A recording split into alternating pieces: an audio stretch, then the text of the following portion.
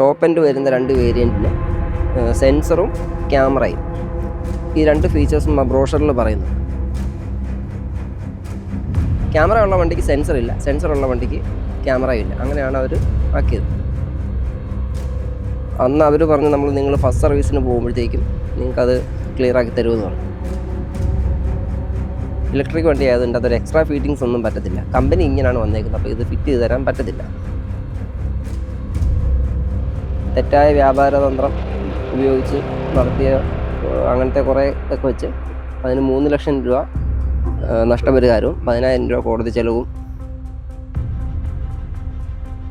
Audible signal അല്ലെങ്കിൽ graphical display എന്ന് പറയുമ്പോഴത്തേക്കും ശരിക്കും പറഞ്ഞാൽ ഇത് രണ്ടുമില്ല. പക്ഷെ അവർ വാദിച്ചത് ഗ്രാഫിക്കൽ ഡിസ്പ്ലേ ഉണ്ട്.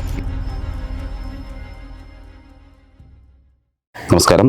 പരസ്യത്തിൽ വിശദമാക്കിയ സൗകര്യങ്ങൾ പുതിയതായി വാങ്ങിയ കാറിന് ലഭിച്ചില്ല. ടാറ്റ കമ്പനിക്കെതിരെ നിയമ പോരാട്ടം നടത്തി അനുകൂല ഉത്തരവ് നേടി യുവാവ് 3 ലക്ഷം രൂപയും കോടതി ചെലവും നൽകുന്നതിനാണ് കോട്ടയം ജില്ലാ ഉപഭോക്തൃ തർക്ക പരിഹാര കോടതി വിധിച്ചിരിക്കുന്നത്. ചങ്ങനാശ്ശേരി കുരിശുമൂട് സ്വദേശിയായ ജിത്തു ടോണി ജോസഫാണ് 2013 ടാറ്റയുടെ ടിയാഗോ കാർ വാങ്ങിയത്. എന്നാൽ ബ്രോഷറിൽ പറഞ്ഞത് പ്രകാരമുള്ള സെൻസർ സംവിധാനം, റിവേഴ്സ് പാർക്കിംഗ് അസിസ്റ്റൻ്റ് സംവിധാനം ഈ വാഹനത്തിൽ ഉണ്ടായിരുന്നില്ല. ഇക്കാര്യം കമ്പനി അധികൃതരുമായും ഡീലറുമായും ബന്ധപ്പെട്ടപ്പോൾ പരിഹാരമുണ്ടാകാത്തതിനെ തുടർന്നാണ് ജിത്തു കോടതിയെ സമീപിച്ചത്. 3 വർഷത്തെ നിയമ പോരാട്ടത്തിനൊടുവിൽ ഇപ്പോൾ അനുകൂലമായ ഉത്തരവ് നേടിയിരിക്കുകയാണ്. വാഹനം ഇറങ്ങിയപ്പോൾ തന്നെ പ്രീ ബുക്കിങ്ങിനായി താൻ ആദ്യമായി പ്രീ ബുക്കിംഗ് ചെയ്ത ഒരാളാണ് താനെന്നും തനിക്ക് ഇത്തരത്തിൽ ടാറ്റ കമ്പനിയിൽ നിന്നും നേരിടേണ്ടി വന്നത് വളരെ വിഷമകരമായ കാര്യമാണ് എന്നുമാണ് ജിത്തു ഇപ്പോൾ പറയുന്നത്. ഇത് ഞാൻ ഈ വണ്ടി എടുക്കുന്ന സമയത്ത് എനിക്ക് നേരത്തെ ടിയാഗോ തന്നെ പെട്രോൾ വണ്ടിയായിരുന്നു. അപ്പം ആ പെട്രോൾ വണ്ടിക്കകത്ത് നമുക്ക് ക്യാമറ ഇല്ലാത്ത വണ്ടി, സെൻസറായിരുന്നു എൻ്റെ വണ്ടിക്ക്, അന്നത്തെ വണ്ടിക്ക് ഉണ്ടായിരുന്നത്.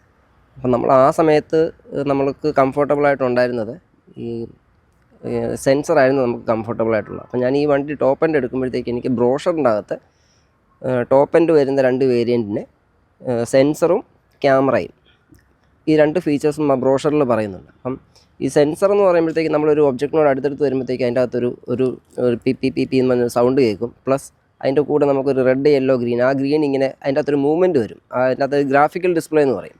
ഇതിനകത്ത് റിവേഴ്സ് പാർക്ക് അസിസ്റ്റ് വിത്ത് ഓഡിബിൾ സിഗ്നൽ അല്ലെങ്കിൽ ഗ്രാഫിക്കൽ ഡിസ്പ്ലേ എന്ന് പറഞ്ഞൊരു ഫീച്ചർ, അതൊരു ഫീച്ചർ. പിന്നെ രണ്ടാമത്തെ ക്യാമറ ബേസ്ഡ് റിവേഴ്സ് പാർക്കിംഗ് എന്ന് പറഞ്ഞ രണ്ടാമത്തെ ഫീച്ചർ. അപ്പം ഈ വണ്ടി കിട്ടിയപ്പോഴത്തേക്കും ടോപ്പ് എൻഡ് വരുന്ന വണ്ടിക്ക് ക്യാമറ, അപ്പം അതിൻ്റെ താഴോട്ടുള്ള വണ്ടിക്ക് ക്യാമറ ഇല്ല. അപ്പം ക്യാമറ ഉള്ള വണ്ടിക്ക് സെൻസർ ഇല്ല, സെൻസർ ഉള്ള വണ്ടിക്ക് ക്യാമറയും ഇല്ല. അങ്ങനെയാണ് അവർ ആക്കിയത്. ഞാൻ ഇതുമായിട്ട് ബന്ധപ്പെട്ട് ഇവർ വണ്ടി എടുത്ത ആദ്യത്തെ ദിവസം തന്നെ വണ്ടി എടുത്ത ഡീലർഷിപ്പിൽ കോട്ടയത്തെ MK മോട്ടോഴ്സിൽ. അപ്പം അന്ന് അവർ പറഞ്ഞു നിങ്ങൾ ഫസ്റ്റ് സർവീസിന് പോകുമ്പോഴത്തേക്കും നിങ്ങൾക്കത് ക്ലിയർ ആക്കി തരുമെന്ന് പറഞ്ഞു. ഫസ്റ്റ് സർവീസിന് ചെന്നപ്പോഴത്തേക്കും അവർ പറഞ്ഞു ഈ വണ്ടി ഇങ്ങനെയാണ് വരുന്നത്, ഇതിൻ്റെ അകത്ത് ഇലക്ട്രിക് വണ്ടി ആയതുകൊണ്ട് അതൊരു എക്സ്ട്രാ ഫീറ്റിങ്സ് ഒന്നും പറ്റത്തില്ല. കമ്പനി ഇങ്ങനെയാണ് വന്നേക്കുന്നത്, അപ്പോൾ ഇത് ഫിറ്റ് ചെയ്ത് തരാൻ പറ്റത്തില്ല. നിങ്ങൾക്ക് എന്തെങ്കിലും പരാതി ഉണ്ടെങ്കിൽ നിങ്ങൾക്ക് ഇന്ന ഫീച്ചേഴ്സൊക്കെ ഉണ്ടെന്ന് പറഞ്ഞ് ബ്രോഷർ തന്നതെല്ലാം സെയിൽസിൽ നിന്നായതുകൊണ്ട് സെയിൽസിൽ കോൺടാക്ട് ചെയ്യണം. സെയിൽസിൽ പലതവണ കോൺടാക്ട് ചെയ്തിട്ടൊന്നും ഇവർ ഒരു ഇതുമില്ല. ഞാൻ പിന്നെ മെയിൽ അയച്ചതിന് ഓരോ തവണ മെയിൽ അയക്കുമ്പോഴത്തേക്കും കമ്പനി ഈ മെയിൽ തിരിച്ച് MK മോട്ടോഴ്സിന് അയക്കും. MK മോട്ടോഴ്സിൽ നിന്ന് നമുക്കൊരു ഇത് വരും, please feel free to contact, ഇന്ന ആളെ കോൺടാക്ട് ചെയ്യുന്ന കുറേ നമ്പരൊക്കെ വെച്ചു. പക്ഷേ ആ നമ്പറിലൊന്നും വിളിച്ചാൽ ആരും എടുക്കത്തുമില്ല. പലതവണ മെയിൽ അയച്ചു കഴിഞ്ഞപ്പോഴത്തേക്കും അവിടുത്തെ ഒരു CRM കോൺടാക്ട് ചെയ്തിട്ട് CRM പറയുന്നത് ഈ ബ്രോഷർ അത് കോവിഡിൻ്റെ സമയമായതുകൊണ്ട് ഫിസിക്കൽ ബ്രോഷർ ഇല്ല. ഈ നമുക്ക് ഓൺലൈനായിട്ട് വാട്സപ്പ് വഴി അയച്ചു തരുന്ന ബ്രോഷറുകൾ, അത് എനിക്കതൊരു MK മോട്ടോഴ്സിൻ്റെയും ടാറ്റ മോട്ടോഴ്സിൻ്റെയും ബ്രോഷറുണ്ട്. 2 ബ്രോഷർ അയച്ചിരുന്നു. അപ്പോൾ ഇവർ പറയുന്നത് ഈ ബ്രോഷർ ഞാൻ ഉണ്ടാക്കിയതാണ്. ഇവർ പറയുന്നത് ടാറ്റ അങ്ങനെ ഒരു ബ്രോഷർ ഇറക്കിയിട്ടില്ല, ഈ ബ്രോഷർ ഞാനായിട്ട് ഉണ്ടാക്കിയ ബ്രോഷറാണെന്നുള്ള രീതിയിലുള്ള വർത്തമാനങ്ങളാണ്. പിന്നെ അവർ അന്ന് ചോദിച്ച വേറൊരു കാര്യം എന്ന് പറഞ്ഞാൽ ഈ ഒരു ഫീച്ചർ കണ്ടുകൊണ്ടല്ല, അന്ന് ഈ ഭയങ്കര ബുക്കിംഗ് ഒക്കെ ഉള്ള സമയമാണ്. അവർ പറയുന്നത് ഈ ഒരു ഫീച്ചർ കണ്ടുകൊണ്ടൊന്നുമല്ല ആൾക്കാർ ഈ വണ്ടി എടുക്കുന്നത്, നിങ്ങൾക്ക് ഇങ്ങനെ ഇതുള്ള ഫീച്ചർ വേണം, നിങ്ങൾക്ക് വേറെ വണ്ടി ഇല്ലായിരുന്നു.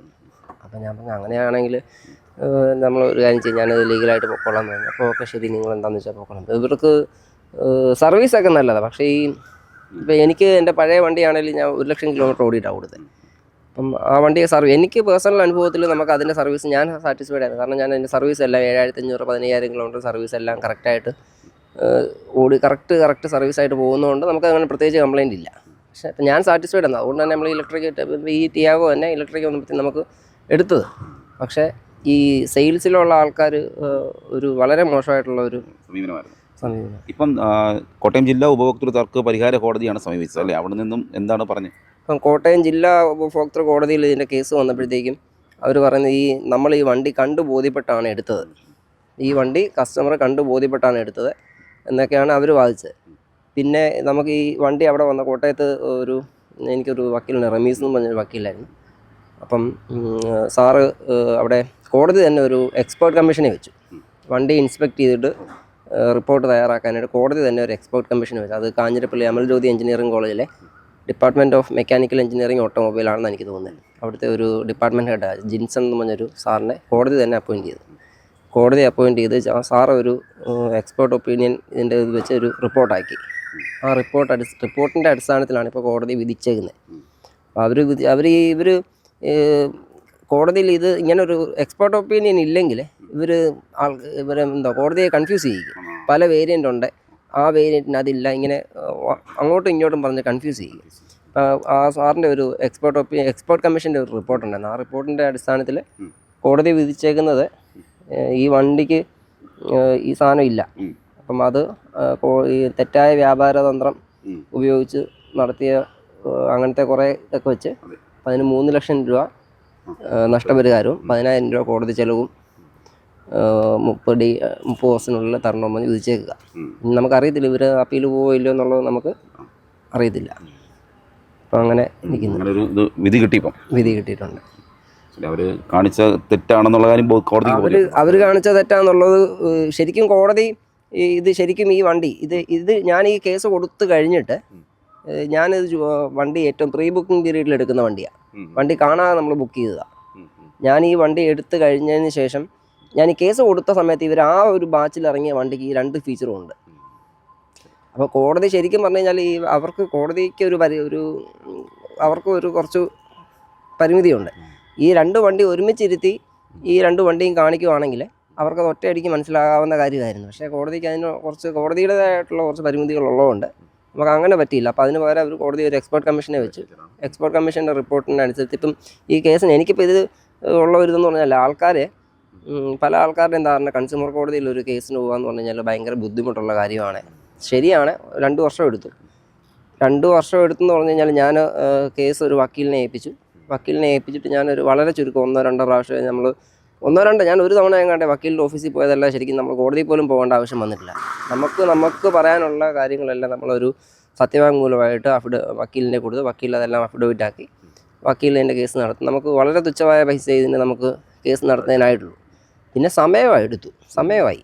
അപ്പം പലരുടെയും ധാരണ നമ്മൾ ഇതിൻ്റെ പുറകെ കേസ് കൊടുത്തു കഴിഞ്ഞാൽ കയറി നടക്കണം. അപ്പോൾ ഇങ്ങനത്തെ പല സംഭവങ്ങളും വരുമ്പോഴത്തേക്ക് ഇതിൻ്റെ പുറകെ നടക്കാൻ ആൾക്കാർക്ക് കഴിയത്തില്ല. അല്ലെങ്കിൽ ഇതിൻ്റെ ഒത്തിരി നാളിൻ്റെ പുറകെ പോകണം. അങ്ങനെ കുറേ തെറ്റിദ്ധാരണയുണ്ട്. അപ്പം എനിക്കിത് പൊതുജനങ്ങൾ അറിയണമെന്നുള്ളത് നമ്മൾ പറ്റിക്കപ്പെട്ടെന്ന് തോന്നിക്കഴിഞ്ഞാൽ നമ്മൾ ഉറപ്പായിട്ടും ഉപഭോക്തൃ കോടതിയിൽ കേസിന് പോകണം. പിന്നെ എനിക്ക് പേഴ്സണലി തോന്നിയ ഒരു കാര്യം എന്ന് പറഞ്ഞാൽ നമ്മൾ ഉപഭോക്തൃ കോടതിയിൽ നമ്മൾ നേരിട്ട് പറയുമ്പം ഉപഭോക്തൃ കോടതി കൺസ്യൂമർക്ക് ഡയറക്റ്റ് കേസ് കൊടുക്കാമെന്നൊക്കെ പറയുമെങ്കിലും നമ്മൾ നേരിട്ട് പോകുന്നതിനേക്കാളും അത് ഏറ്റവും നല്ലത് ഏതെങ്കിലും ഒരു വക്കീലിനെ വക്കീൽ ത്രൂ പോകുന്നതായിരിക്കും. കാരണം കോടതി ഒരിക്കലും നമ്മൾ നേരിട്ട് ചെല്ലുന്നതിനെ പ്രോത്സാഹിപ്പിക്കത്തില്ല. നമുക്ക് അവരങ്ങനെ പറയുമെങ്കിലും കാരണം നമുക്കിതിൻ്റെ ടെക്നിക്കലി കുറേ കാര്യങ്ങൾ അറിയാൻ മേലാത്ത കാര്യങ്ങളാണ്. അപ്പം ഒരു വക്കീൽ ഒരു കോടതിയിൽ അപ്പീർ ചെയ്യുന്നതും ഈ കാര്യങ്ങൾ കോടതിയുടെ നടപടിക്രമങ്ങൾ അറിയാൻ മേലാത്ത ഒരാൾ കോടതി ചെല്ലുന്നതും തമ്മിൽ ഒത്തിരി വ്യത്യാസമുണ്ട്. അപ്പം നമുക്ക് അവിടെ ഒരു ടൈം ലാപ്സ് വരും. അപ്പം കോടതിയുടെ ആവശ്യമില്ലാത്ത കുറേ സമയങ്ങൾ അവിടെ നഷ്ടപ്പെട്ടു. അപ്പം കോടതി ഒരിക്കലും നീതി കിട്ടത്തില്ലെന്നല്ല, പക്ഷേ കോടതിക്ക് എപ്പോഴും ഒരു ഇതെന്ന് പറഞ്ഞാൽ നമ്മൾ ഏതെങ്കിലും ഒരു വക്കീലിനെ കേസ് ഏൽപ്പിച്ച് വക്കീലന്മാർ വേണം കോടതി എന്ന് പറയുമ്പോഴത്തേക്കും. കൺസ്യൂമർ കോടതിയാണെങ്കിലും എന്തായാലും ഒരു വക്കീൽ വേണം. അപ്പം അത് ഒത്തിരി ചിലവുള്ള കാര്യമൊന്നുമല്ല. പിന്നെ സമയമെടുക്കും പക്ഷെ നമുക്ക് അനുകൂലമായിട്ട് തന്നെ നീതിയായിട്ട് കിട്ടും.